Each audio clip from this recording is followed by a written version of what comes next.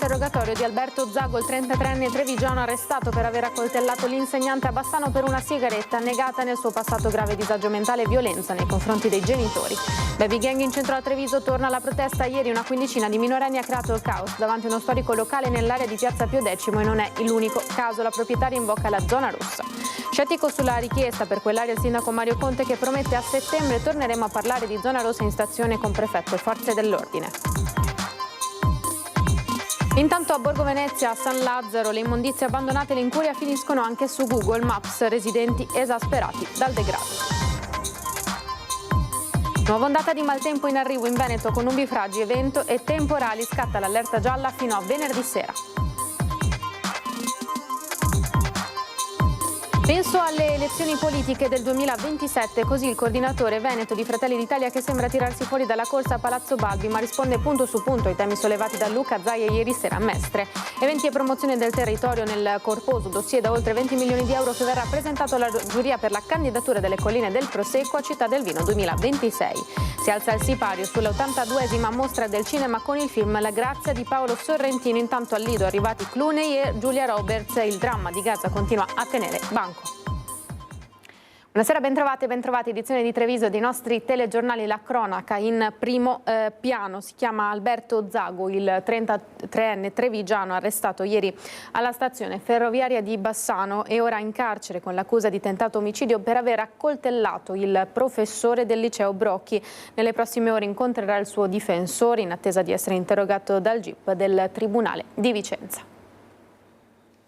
Si presenterà venerdì mattina davanti al GIP del Tribunale di Vicenza Chiara Cuzzi Alberto Zago, il 33enne del trevigiano arrestato con l'accusa di tentato omicidio per aver accoltellato alle spalle un docente 62enne del liceo bassanese Brocchi. Il giovane è stato fermato martedì verso mezzogiorno in via Chilesotti davanti alla stazione ferroviaria di Bassano. A notarlo un tassista che poco prima aveva visto l'identikit elaborato dai carabinieri sulla base delle testimonianze di chi assistito lunedì mattina alla fuga dell'aggressore. L'uomo è attualmente recluso nel carcere San Pio X di Vicenza, dove nelle prossime ore incontrerà il suo legale, l'avvocato Enrico Villanova. Il suo difensore sta ora cercando di entrare in possesso delle cartelle cliniche dell'uomo. In passato infatti sarebbe stato in cura in un centro di salute mentale, mentre nel 2019 si sarebbe reso protagonista di un episodio di violenza ai danni dei familiari nella loro casa di Quinto di Treviso. Intanto migliorano le condizioni del professore, ancora ricoverato all'ospedale San Bortolo di Vicenza, dove era stato trasferito dal San Bassiano per essere sottoposto al delicato intervento chirurgico di estrazione della lama del coltello, rimasta conficcata nella schiena a pochi millimetri dall'aorta e dal midollo spinale. Il 62enne è uscito dalla terapia intensiva e si trova ora nel reparto di neurochirurgia. Fondamentale per l'arresto del 33enne un tassista che era in servizio davanti alla stazione ferroviaria. È stato fondamentale che il carabiniere mi ha detto le scarpe rosse, la foto è stata fondamentale, però le scarpe rosse, quello che ho notato la prima cosa che l'ho visto qua davanti all'edicolo con le scarpe rosse. E allora è stato tutto più semplice di vedere l'individuo chi era. L'uomo chiave nell'arresto del 33enne, ritenuto l'autore dell'accoltellamento del professore del liceo Brocchi, è lui, Fabio Gortan, tassista in servizio da anni a Bassano, spesso proprio davanti alla stazione ferroviaria. È stato lui a riconoscere le inconfondibili scarpe rosse descritte dai testimoni dell'aggressione e immortalate dalle telecamere del sistema di videosorveglianza. È stato lui ad avvicinare il giovane, intrattenendolo fino all'arrivo dei carabinieri. Lui mi ha chiesto una sigaretta e gliel'ho data, di cui però non avevo l'accendino a portata di mano e l'ho portato in macchina per perdere un po' di tempo, che nel frattempo arrivassero le forze dell'ordine. Gli ho acceso la sigaretta e mi ha detto grazie. Con coraggio e grande senso civico Fabio Gortan ha avvicinato l'aggressore e poi ha continuato a tenerlo d'occhio perché temeva che si allontanasse. È andato a sedersi sulle banchine qua della stazione e era là tranquillo e beato, perché io guardavo, lo fotografavo per vedere se scappava o se per caso reagiva in maniera diversa. L'ho visto molto tranquillo, l'ho lasciato là tranquillo senza disturbarlo e sono arrivate le forze dell'ordine che hanno fatto il suo dovere. Quando sono arrivati i carabinieri che cosa ha fatto? Era seduto tranquillo, non ha reagito a niente. L'hanno portato via tranquillamente. Anche quando è venuto a prendersi la sigaretta era tranquillissimo, che non immaginavo che si comportasse in quel modo. Però era tranquillissimo e per questo non ho reagito e non ho fatto niente, l'ho assecondato. È una persona che non avevo mai visto prima, spiega il tassista, che conclude: non ho avuto paura, non sono un eroe, ho fatto soltanto il mio dovere. Ho fatto il mio dovere e penso che sia la cosa normale che dovessero fare tutti in questi casi. Siamo a Treviso, in centro città. Baby gang, torna la protesta. Ieri una quindicina di minorenni ha creato infatti il caos davanti a uno storico locale nell'area di Piazza Pio X. La proprietaria ora invoca la zona rossa. Questa è la banda di minorenni che sta spadroneggiando in centro a Treviso. Siamo nella storica Calle dei Dall'Oro e il plateatico sequestrato dai Maranza è della storica osteria Alloro. È 11 anni e mezzo che sono qua, ma l'ultimo periodo veramente sono proprio, guarda, disperata. Vengono qui, si mettono sul plateatico, sporcano dappertutto. Guarda, qua non so cosa mi hanno messo, mi fa morire le piante, non so cosa hanno messo. La fioriera ieri sera l'hanno presa a pugni e vengono qua e comandano loro. E lo fanno in maniera sfrontata, come ieri sera, quando è dovuta intervenire la polizia per farli alzare, permettendo al personale prima di pulire tutto, per poi apparecchiare i tavoli per i turisti. Ho dovuto chiamare le forze dell'ordine che vengono. E stessa cosa una settimana fa? Ma sì, ma è un mese che va avanti questa storia. Ma io non posso prendere e tirare via il plateatico, perché ci avevo anche pensato. Ma io alla sera devo dare a mangiare la gente, questi arrivano alle 5:30, ieri sera era meno 20 alle 7 ed erano qua. C'è anche il danno economico, perché se vengono questi i turisti non si fermano. Ma certo, se vedono questi scalmanati cosa fanno? Non si fermano, no. Danni materiali, commerciali e d'immagine per il locale, ma anche tanto sconforto per questa gioventù perduta e, sottolinea Maria, probabilmente dimenticata dai genitori. Che controllano sti ragazzi dove vanno? Cioè, anch'io sono una mamma e anch'io ho avuto un figlio maschio. Non mi è mai successo, loro lo sanno benissimo, sono minorenni. Le forze dell'ordine non possono fargli niente. Loro sanno le leggi meglio di me e loro gliene fregano. Ma è un problema di tutte le viuzze tra San Nicolò e Piazza Pio X. Poi passano di qua, danno le pedate sui portoni. Qui è diventato un macello. Una volta era tranquillo e adesso io non mi sento più tranquilla. La telecamera di sicurezza più vicina è in Piazza Pio X, con il risultato che queste viuzze sono un vero e proprio cono d'ombra che pare stia coprendo anche i numerosi clienti di una casa d'appuntamenti. Per questo Maria Rossetto lancia un appello al sindaco Conte. Intanto vorrei chiedere una telecamera, che così perlomeno li vediamo tutti quanti bene in faccia. E secondo, io credo che adesso come adesso bisogna fare veramente zona rossa qui, perché non solo qui ma anche nelle stradine, che mi facciano una cortesia, perché io non ce la faccio più. Scettico il sindaco di Treviso Mario Conte sulla richiesta della proprietaria del locale, ma annuncia che a settembre si comincerà di nuovo a parlare di zona rossa con il prefetto.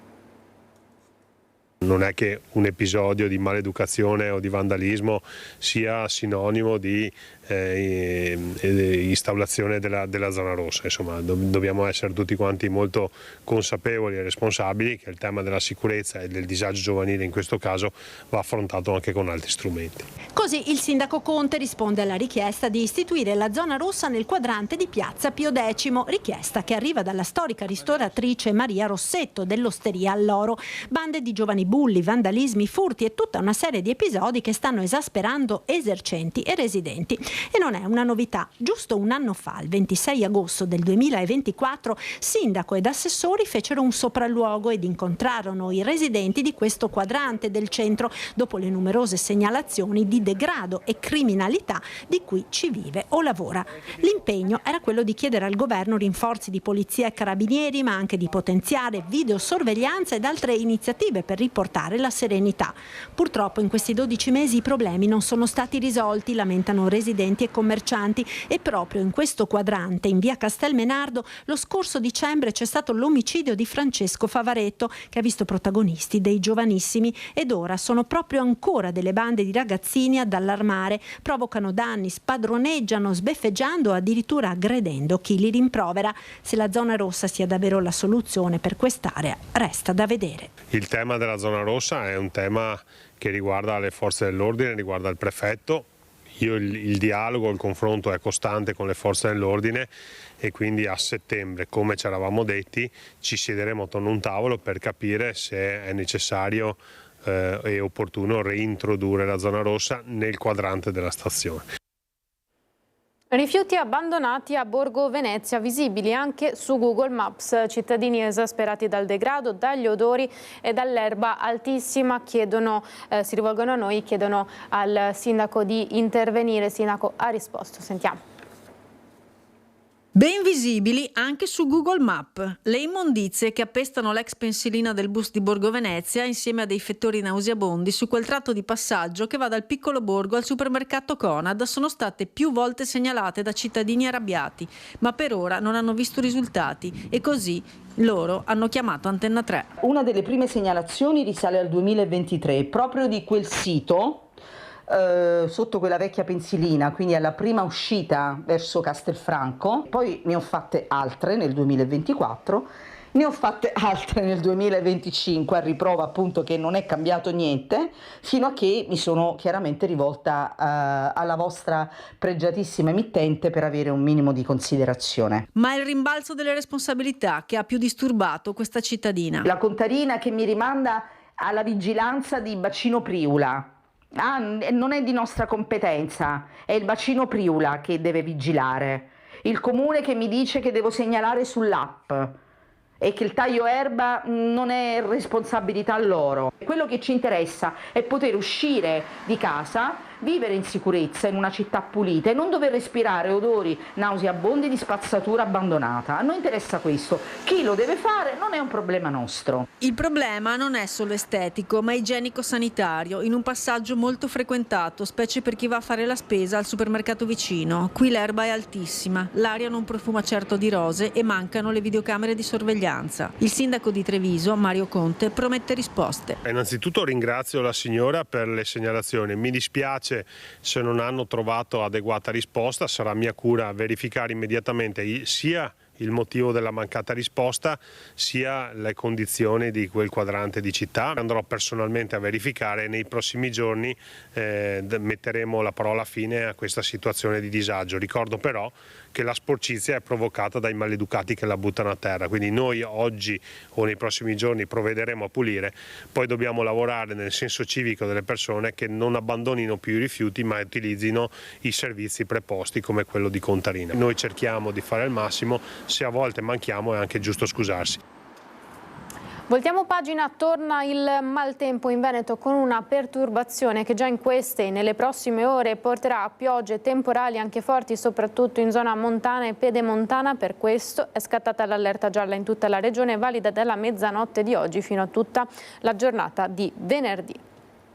Siamo alla politica, penso alle elezioni politiche del 2027, non alla regione, così il coordinatore veneto di Fratelli d'Italia, Luca De Carlo, che sembra tirarsi fuori così dalla corsa a Palazzo Balbi, oggi intervistato dal nostro Nicola Zanetti. Nel 2027 io sarò candidato, spero che mi ricandidino per il ruolo che svolgo ad oggi in Parlamento al Senato, faccio il presidente di una delle commissioni più importanti, Commissione Agricoltura, Industria, Turismo e Commercio. Quindi lei si tira fuori dalle questioni regionali? Io non mi sono mai messo nella questione regionale. Io guardo il compito che mi è stato assegnato da Giorgia Meloni. Che sia pre-tattica o meno, Luca De Carlo lancia la palla oltre le regionali e oltre Palazzo Balbi. Come dire spazio ad altri, anche se in diretta ammette che se Giorgia Meloni lo chiamasse per investirlo dell'onere, non direbbe certo di no. Il problema è quando arriverà la chiamata da Roma, attesa da tutto il centrodestra. Se lo chiedete a De Carlo è un falso problema. Per il centrodestra cambia poco perché, ripeto, una volta chiuso il pacchetto e tenuto insieme il centrodestra, chi sarà il candidato è un dettaglio importante, per amor di Dio, ma non dirimente. Sarà una figura, sì, magari anche molto meno conosciuta del nostro governatore, ma che sicuramente poi crescerà. L'assenza di un bomber vero e proprio, insomma, non è un problema se la coalizione è unita. Il bomber mancato è ovviamente Zaia, che vive però ancora l'ormai tramontato terzo mandato come una spina nel fianco, come ha ribadito nell'intervista en plein air a Mestre con Francesca Fagnani. Ho l'impressione che un po' tutti hanno perso tempo,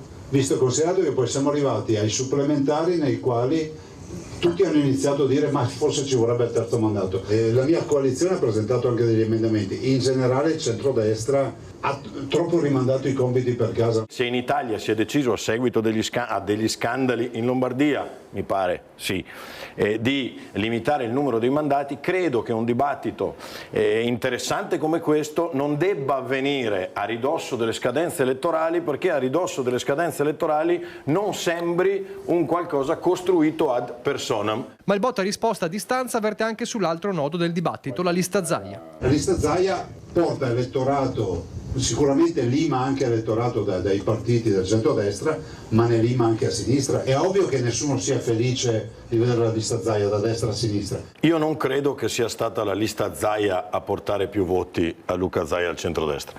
Io credo che sia stato Luca Zaia a tirare la lista Zaia, anche perché la lista Zaia, come era strutturata 5 anni fa, era una lista infarcita di tesserati leghisti che quindi difficilmente avrebbero loro conquistato, diciamo così, il voto fuori dai partiti. Che il clima resti comunque ad alto tasso di calore lo fa capire l'altra frecciata di Zaia agli alleati sull'autonomia. Se chiedi a me io dico che si dovrebbe correre molto di più e portare a casa molto di più. Dopodiché nel condominio, nell'assemblea condominiale, ognuno si rappresenta con i propri millesimi, quindi mi sa di capire che c'è qualcuno che sa il lattico, qualcun altro sa il monolocale. Mi fa piacere che parli di condominio, ma i millesimi sono cambiati.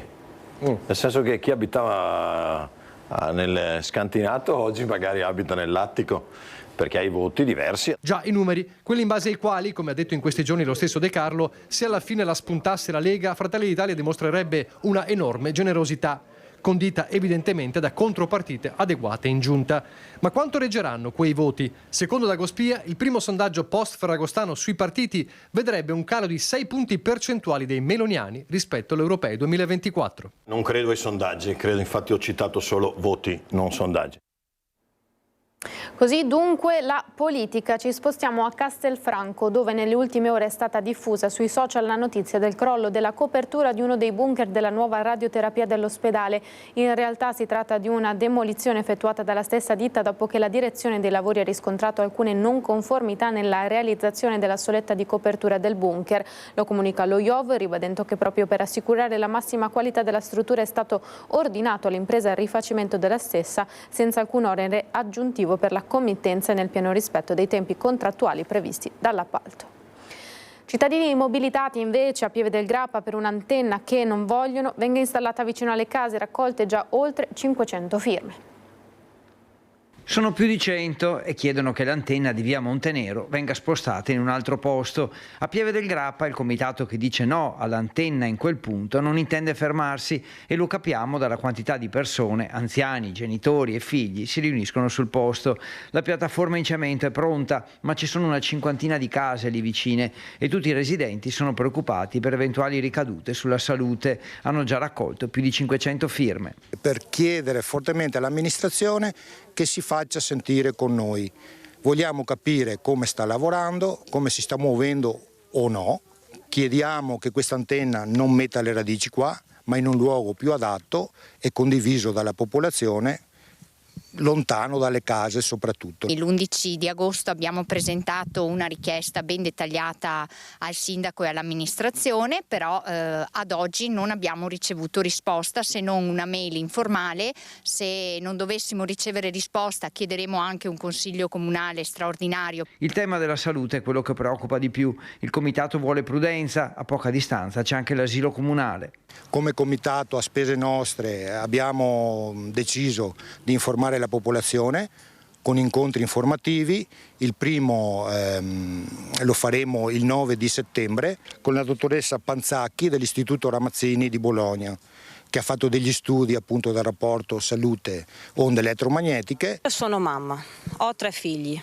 sono preoccupata per la salute di loro e vorrei essere rassicurata sul fatto che non ci siano dei danni alla salute dei miei figli. E così il comitato lancia un appello a tutti i sindaci del territorio per gestire il piano antenne sempre insieme alla popolazione. A tutti gli amministratori del nostro territorio pedemontano, questi amministratori hanno la responsabilità, secondo me, di unirsi, di fare fronte comune e di gestire la cosa. Di sicuro il comitato non si fermerà. Vorremmo che il comune prendesse una posizione a riguardo e farci capire da che parte sta, perché noi siamo veramente preoccupati. Abbiamo raccolto attualmente più di 500 firme e non stiamo qui a guardare. Come è successo loro, può succedere anche a me che abito a circa 400 metri da qua.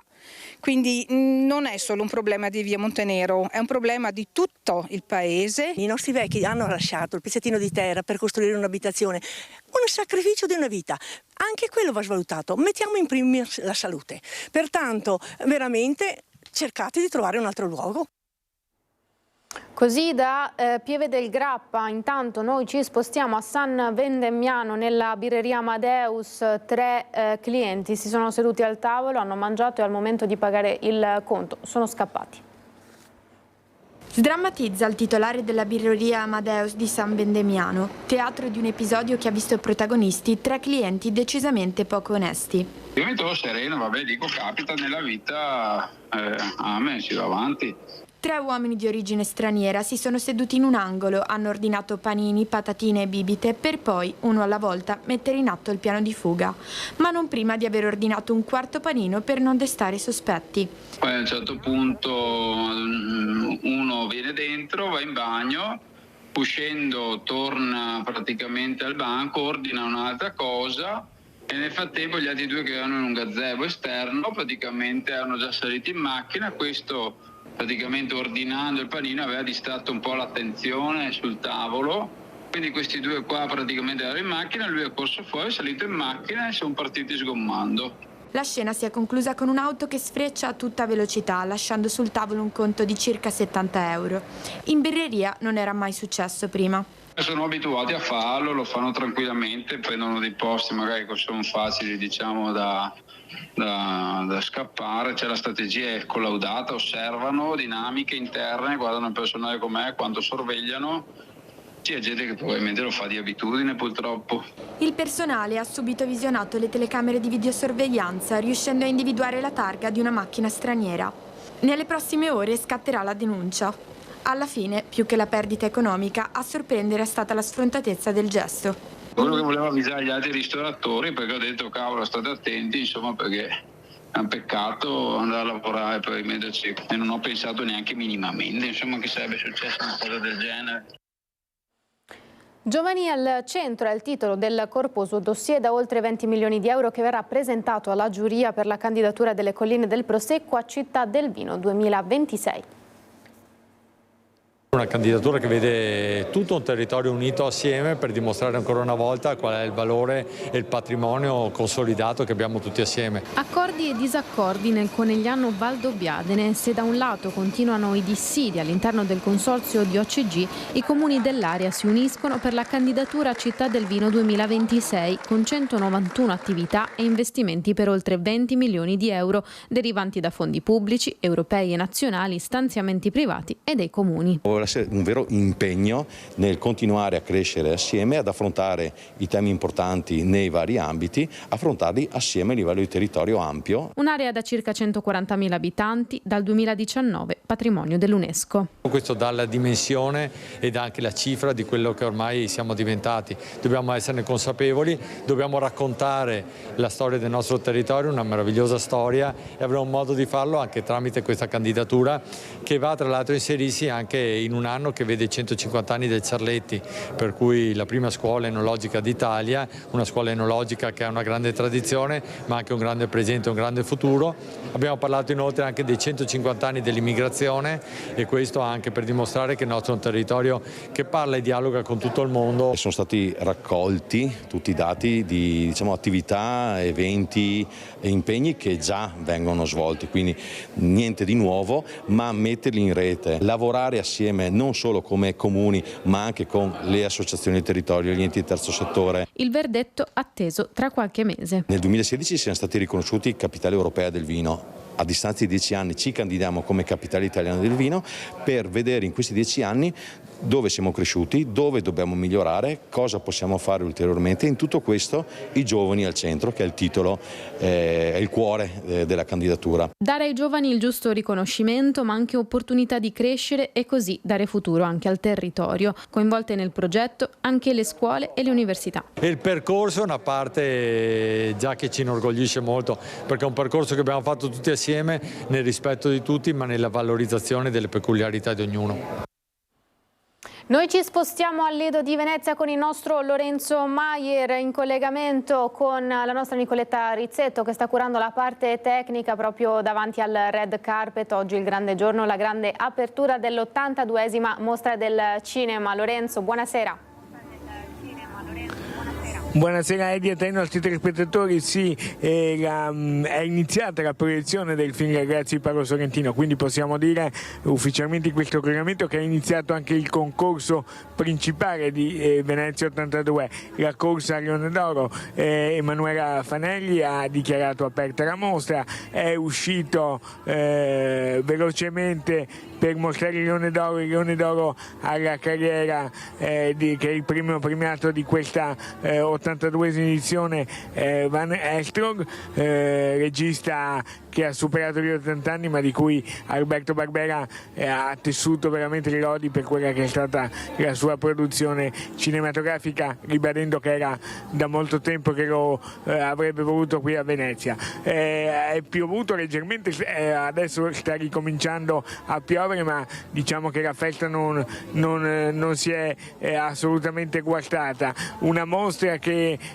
come abbiamo ricordato anche nei collegamenti precedenti, guarda allo scenario internazionale, ai grandi drammi, così anche il cinema, come ha ribadito il presidente Buttafuoco, vuole essere uno strumento per indagare su quelli che sono i temi della quotidianità, della contemporaneità. A questo proposito ovviamente la crisi palestinese, quello che sta succedendo a Gaza, non passa inosservato neanche qui, a pochi metri dal red carpet che Nicoletta Rizzetto vi sta facendo vedere. Farei partire il servizio che racconta della manifestazione che ci sarà sabato. Il dramma della guerra dei morti in Palestina continua a tenere banco in queste ore in modo angosciante al Lido all'82esima Mostra Internazionale d'Arte Cinematografica di Venezia. Gli attivisti hanno presentato la mobilitazione di sabato proprio davanti al Palazzo del Cinema e la Biennale ieri alla cerimonia di preapertura ha lanciato un messaggio importante contro ogni forma di censura artistica, ma ribadendo l'importanza di costruire la pace contro ogni forma di violenza e di guerra. Il presidente della Biennale Pietrangelo Buttafuoco e il direttore del festival Alberto Barbera hanno invitato a parlare sul palco Don Nandino Capovilla, parroco di Marghera, da sempre impegnato nel prodigarsi a promuovere con gesti concreti la pace nella striscia di Gaza. Una mostra che riflette, pensa anche a quello che sta avvenendo in Palestina e a tutte le guerre. Il suo pensiero molto bello che ha detto ieri alla cerimonia di preapertura, molto bello ma drammatico purtroppo. Drammatico perché è coerente con queste nostre giornate, con quello che accade, quello che ci tocca vedere, ma vorremmo anche ascoltare e quindi rompere il silenzio per far sì che sia chiaro un concetto. La Biennale di Venezia nella sua storia, nei suoi 130 anni, è stata sempre presente con le vicende del mondo. E ha detto la tomba di un bambino, ha citato Euripide, non saprei ripetere il suo discorso, se ci fa una sintesi. È lo strazio di una nonna nel far sì che il corpo di quel bambino diventi la tomba della vergogna per chi uccide un bambino pensando all'uomo che verrà. E nell'uccidere un innocente si uccide sempre l'umanità. La Biennale del Cinema e Venezia sono il palcoscenico del mondo ed è giusto che il mondo volga il proprio sguardo qui a Venezia oggi per comprendere appieno il significato di ciò che è cultura in quanto dialogo, in quanto confronto, in quanto assenza di censura e volontà di pace. Il corteo, nel quale è prevista la partecipazione di centinaia di persone, sabato arriverà fino alle vicinanze della Mostra del Cinema. Sabato sarà una manifestazione di massa, arriveranno cittadine e cittadini da tutta Italia contro il genocidio a Gaza e per la liberazione della Palestina e la creazione dello Stato di Palestina. Io sono qui alla Mostra del Cinema perché crediamo che in questo momento bisogna dare spazio e visibilità alla grave situazione, all'abominio, al genocidio che è in corso a Gaza. Ma chi è il protagonista di questa giornata alla Mostra del Cinema, di questa prima giornata? Le attese di tutti, da quando è stato annunciato poi il programma del direttore Barbera, erano tutte concentrate anche in queste ore su Paolo Sorrentino e il suo cast Tony Servillo, Anna Ferzelli, per questo film, ragazzi, film inaugurale italiano, quindi un segnale importante, si parte dall'Italia per un cinema mondiale. A questo proposito farei vedere l'intervista nostra che abbiamo realizzato con tutto il cast e il regista e ti restituisco la linea, ci sentiamo domani. Il film del regista italiano Paolo Sorrentino, La Grazia, inaugura in concorso l'82esima Mostra internazionale d'arte cinematografica di Venezia, al Lido, un lavoro drammatico in cui Sorrentino consolida l'abbinamento vincente artistico con Tony Servillo, che nel film interpreta i panni di un immaginario Presidente della Repubblica. Il nostro 7° film insieme, che ha questo privilegio, onore di aprire la mostra.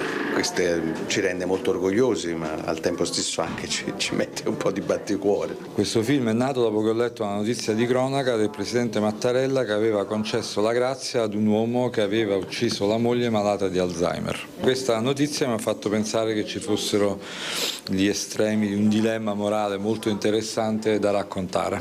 Sorrentino, ai nostri microfoni, racconta anche il legame del tutto particolare che ha con Venezia. Ho portato qua il mio primo film, poi ho avuto il premio con la mano di Dio, ho presentato le serie sul Papa, ho sempre avuto un'accoglienza molto calorosa. Quindi Venezia è nel suo cuore? Decisamente. Può fare un saluto ai nostri telespettatori di Antenna 3 Media Nord-Est? Un saluto ai spettatori di Antenna 3. Grazie. Nel cast spicca anche una brillante interpretazione di Anna Ferzetti che sottolinea il grande significato dell'amore. Qual è il messaggio di questo film e anche del tuo personaggio? Ce ne sono tanti, apre talmente tante porte questo film. All'amore perduto, all'amore filiale, all'amore per le istituzioni e a guardare al futuro. Intanto è sbarcata all'aeroporto di Tessera Giulia Roberts. A Lido si è visto anche George Clooney per alcune interviste blindate all'Excelsior. Tra i cacciatori di autografi c'è chi da lunedì è in attesa, ma pure chi si dichiara disponibile a cedere il suo posto faticosamente conquistato in cambio di una lauta ricompensa. Così da Venezia a pochi istanti di pubblicità, poi torniamo con le notizie tra poco.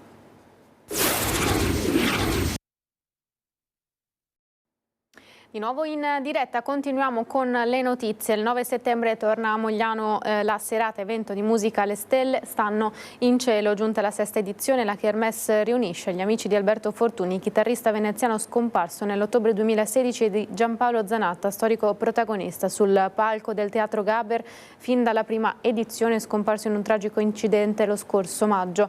All'appuntamento saranno presenti anche rappresentanti del Comune di Venezia, con cui Zanatta ha collaborato come membro della Commissione per la salvaguardia di Venezia e la presidenza di Venezia Spiagge. Tante le band che si alterneranno sul palco. Ci ritroviamo da anni, ma questa edizione ha un significato intenso, spiega Barry Mason, che guida l'organizzazione dell'evento. La scomparsa di Giampaolo Zanatta ci ha uniti ancora di più per portare avanti l'esempio di due amici indimenticabili che hanno lasciato un segno in tutti noi.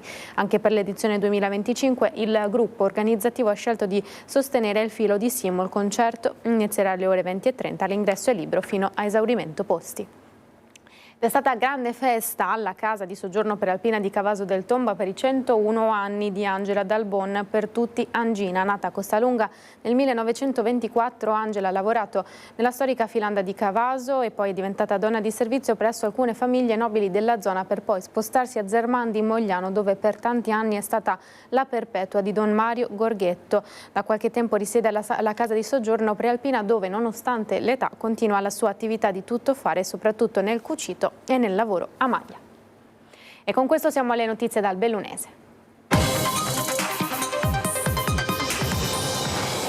Elezioni regionali, siamo alla politica. La prima lista presentata a Belluno è quella dei candidati del Partito Democratico.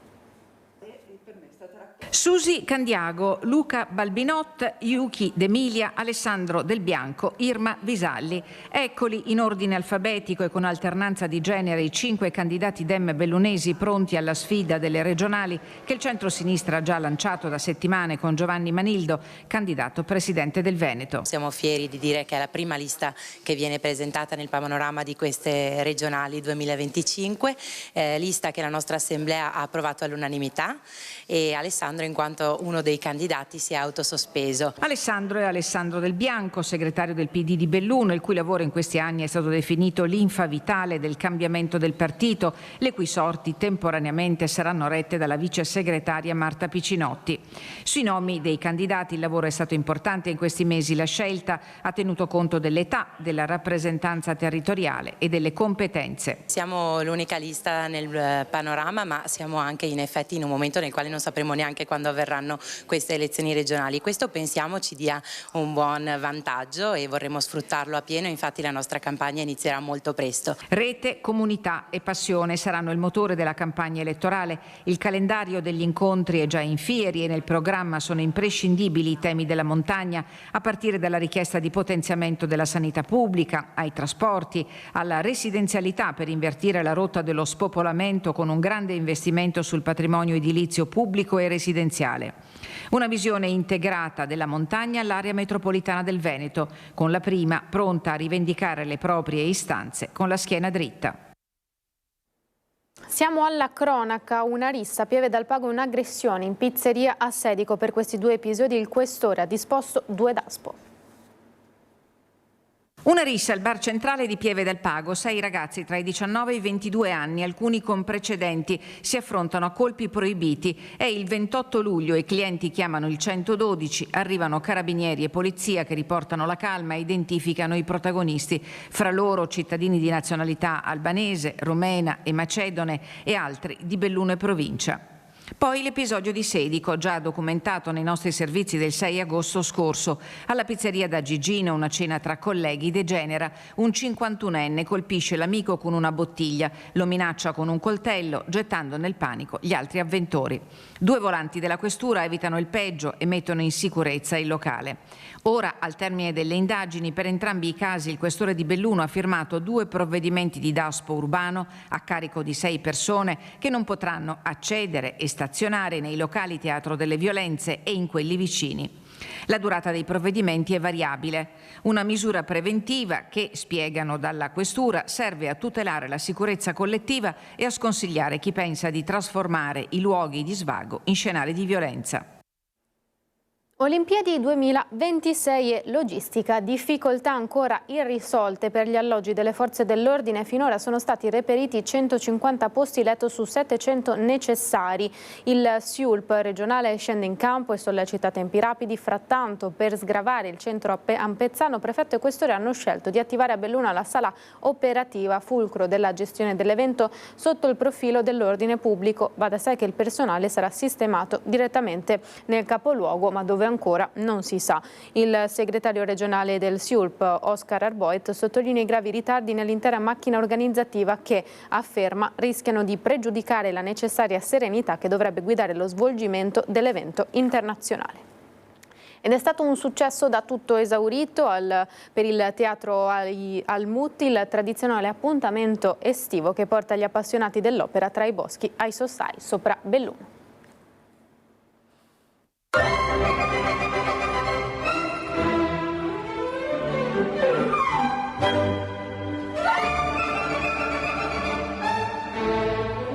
È la storia di un luogo che sfida lo scorrere del tempo, un po' come l'opera lirica che è al contempo ispirazione e destinazione di quello scrigno silvestre incastonato tra i boschi sopra la frazione di Sossaia Belluno che è il teatro Almut. E come l'opera lirica sopravvive ai secoli grazie alla dedizione dei musicisti, così quell'area in passato occupata da orti e campetti, grazie alla solerzia dell'associazione Amici del Mut, oggi può essere considerata un teatro all'aperto a tutti gli effetti. E non saranno i singoli muretti a secco, i terrazzamenti convertiti a platea o le pietre poggiate al suolo in guisa di poltroncine a spiegare un'atmosfera che è armonia tra musica e natura, passione e cura per l'allestimento di uno spettacolo affermato ormai come appuntamento tradizionale non solo per gli amanti della lirica, ma per tutti coloro pronti a lasciarsi andare a un'esperienza culturale unica nel suo genere.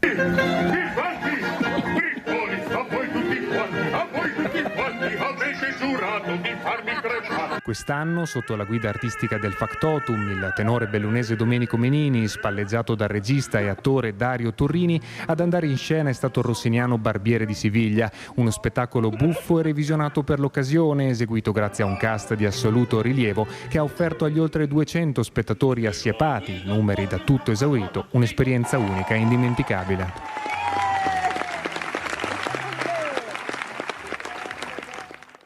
Si chiude così il telegiornale, grazie per averci seguito. Dopo di noi come sempre le previsioni del tempo, una buona serata, arrivederci.